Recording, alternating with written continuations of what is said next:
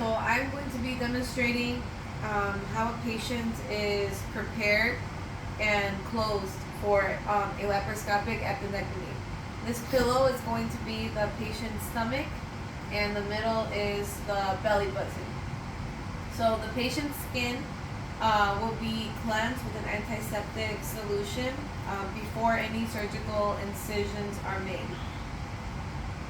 After the antiseptic solutions are used to cleanse the patient, the surgeon will make 2 or 3 small incisions near the belly button and above the pubic area near the hip bone. Once the appendix is removed, the surgeon will close the incisions with a stapling device or sutures or stitches. These stitches will dissolve on their own and would not need to be removed.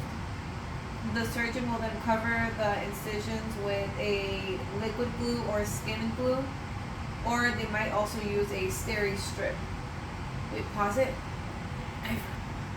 Or what did I do? Or they'll use a steri strip. The glue will fall off on its own, and so will the steri strip. Okay. After the wound closure, a 2x2 gauze will be folded and placed onto the umbilicus and covered with a dressing, and a 22 gauge needle with a 10 milliliter syringe is passed from the outside of the dressing into the gauze. And with this, the air around the gauze is evacuated. And I'll demonstrate that. The umbilical wounds on all of the patients that undergo an appendectomy will be covered with either a standard dressing or the new vacuum dressing. The vacuum dressing is left in place for 2 days to allow to absorb the secretions from the base of the wound, and then it is removed by either the patient at home or by the surgical staff if the patient is still in the hospital. The patient will be instructed to leave the strips in place until they fall off spontaneously.